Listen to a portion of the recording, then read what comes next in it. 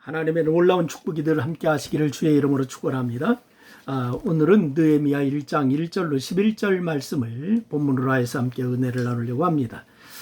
여러분 대중가수 중에 최성수 씨라고 하는 분이 있습니다. 이 사람이 부른 노래에 보면 동행이라고 하는 노래가 있는데 그 가사 가운데 이런 것이 있습니다. 누가 나와 같이 함께 울어줄 사람 있나요?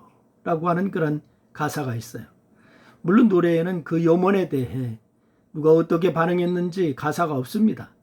그래서 그 나가 여러분이라면 여러분과 같이 바로 함께 울어주고 함께 따뜻한 동행이 될 사람이 여러분에게는 있습니까? 있다면 여러분 참 행복한 사람이겠지만은 이기주의가 극단적으로 나타나고 있는 이 시대에 과연 그런 사람이 있을까라고 이렇게 한번 생각이 듭니다.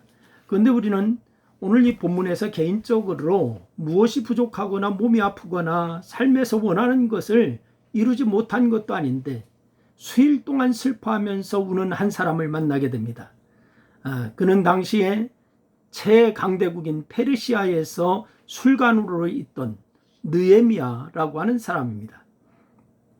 왕의 국정에 대해서 함께 논의할 정도로 왕의 신임이 받던 고위 인사입니다. 그런 사람이 무엇이 힘들고 아쉬워서 수일 동안이나 슬퍼하겠습니까? 바로 느헤미야가 슬퍼했던 것은 바로 그 자신 때문이 아니라 큰 환난을 당하고 능욕을 받고 있던 그의 민족 때문에 그렇게 울었습니다. 더 나아가서 하나님의 백성들이 이방인들에게 능욕받는 것 때문에 그렇게 슬퍼 울었던 것입니다. 무엇이 느헤미야로 하여금 동족을 위해 울게 하였을까요? 그리고 느헤미야는 어떤 결정을 내렸을까요? 느헤미야는 믿음 때문에 동족과 함께 아파한 것입니다. 모세가 믿음의 사람인 것은 공주의 아들이라 칭함을 받는 것보다도 하나님의 백성과 함께 고난받는 것을 더 좋아했기 때문이다라고 성경은 말씀하고 있습니다. 어떻게 고난받는 것이 더 좋을 수 있습니까? 그리스도를 위하여 수모를 받으면은 하나님께서 현세에서 누리는 것들과 비교할 수가 없을 바로 그런 것을 상을 주신다는 것을 분명하게 믿었기 때문에 가능한 일입니다. 그런데 그와 같이 믿음이 바로 이 느헤미야에게도 있었다라고 하는 사실입니다. 만약 느헤미야에게 그런 믿음이 없었다면 예루살렘에 거주하는 동족이 큰 환난을 당하고 능욕을 받는 것 때문에 수일 동안 슬퍼하지 않았을 것입니다. 믿음이 없었다면 현세에서 만족한 생활을 하는 자가 굳이 믿음 이후의 세계에서 받을 것으로 여겨지는 상을 위해서 바로 고민하고 아파할 이유가 없었을 것입니다. 그러나 느헤미야는 믿음의 사람이었기 때문에 현세적 영광 때문에 하나님의 백성이라고 하는 사실을 잊지도 않았습니다. 또한 오늘의 부요함 때문에 영원한 부요가 있음을 망각하지 않았습니다. 더 나아가서 자신의 하나님의 영광을 위해 살아야 한 존재라고 하는 사실도 잊지 않았습니다. 때문에 수일 동안 민족을 위해 울고 슬퍼하였던 거예요. 여러분 어떻습니까? 바로 오늘의 만족과 또한 이 부요 때문에 바로 그것을 뒤로하고 매일 매순간 하늘 소망을 품고 여러분 살아가십니까? 오늘 하나님의 영광과 하나님의 교회와 하나님의 백성들을 위해서 무엇을 할까 고민하고 살아가십니까? 꼭 그렇게 할 수 있기를 바랍니다. 그리고 느헤미야는 믿음 때문에 환난 가운데 있는 동족과 함께 거하기를 소원했어요.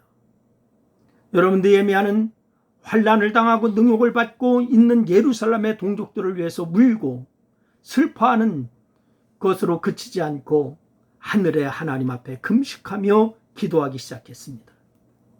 그는 하나님의 영광을 하나님의 긍휼을 구하는 가운데 먼저 이스라엘 자손이 하나님께 범죄한 것에 대해서 회개하며 용서를 구했습니다.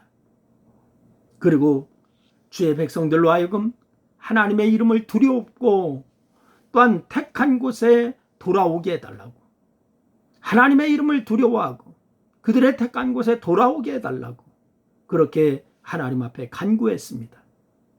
느헤미야의 기도는 오늘 종이 형통하여 이 사람들 앞에서 은혜를 입게 하옵소서 이렇게 기도하고 있습니다. 여러분, 그 간구를 마쳤을 때 과연 느헤미야가 소원한 형통과 은혜가 무엇이었을까요? 종이 형통하여 이 사람들 앞에서 은혜를 입게 하옵소서. 그 형통과 은혜가 무엇이었을까요?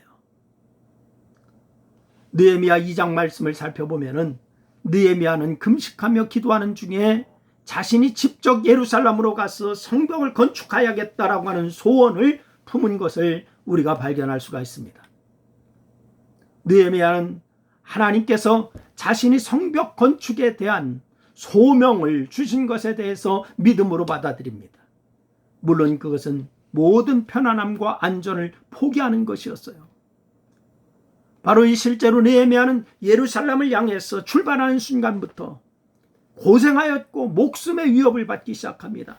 아니, 환난을 당한 민족을 생각하고 예루살렘에 가야 한다고 하는 소원 때문에 얼굴에 수심이 가득했어요.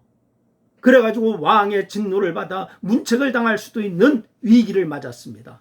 하지만 하나님의 은혜로 인해서 바로 이 왕이 느헤미야를 보내주었기 때문에 바로 성벽 건축을 위한 모든 것을 지원해주고 그렇게 했습니다. 혹시 그렇지 않더라도 느헤미야는 하나님 나라를 위한 일로 인해서 받는 고난을 기뻐했을 거예요. 왜냐하면 그것이 그로 하여금 얼마나 큰 상급이 될 것인지 잘 알고 있었기 때문에 그렇습니다. 여러분, 우리는 지독한 이기주의 시대를 지금 살고 있습니다. 그래서 나의 유익과 나의 안전을 위한 일이라면 물지도 않을 뿐더러 더러 움직이지도 않는 바로 그런 사람들 속에 우리가 살고 있습니다. 여러분, 그러나 자신이 하나님의 백성이라고 하는 사실을 한시도 잊지 말아야 될 줄로 믿으시기를 바랍니다. 그래서 하나님의 나라와 백성과 사역을 위해서 울 줄 아는 성도가 될 수 있기를 주의 이름으로 축원하여 오늘 우리의 안일과 우리의 편안함과 우리의 이기적인 그런 생각을 하나님 앞에서 내려놓고 정말 주의 나라와 주의 의를 위해서 힘쓰는 여러분과 제가 될 수 있기를 주의 이름으로 축원합니다. 기도하겠습니다. 하나님, 고맙습니다. 오늘 이 시대는 정말 주님의 나라와 주님의 의를 위해서 하나님 나라를 위해서 울 줄 아는 백성이 적습니다. 하나님, 자기의 안일과 자기의 편안함과 자기의 이기심으로 인하여서 몸부림치는 그러한 시대입니다. 하나님, 우리가 이제 아버지의 신앙인으로서 주의 나라와 주의 의를 위해서 복음을 위해서 울 줄 아는 성도들이 되게 도와 주옵소서. 예수님의 이름으로 기도드려옵나이다. 아멘.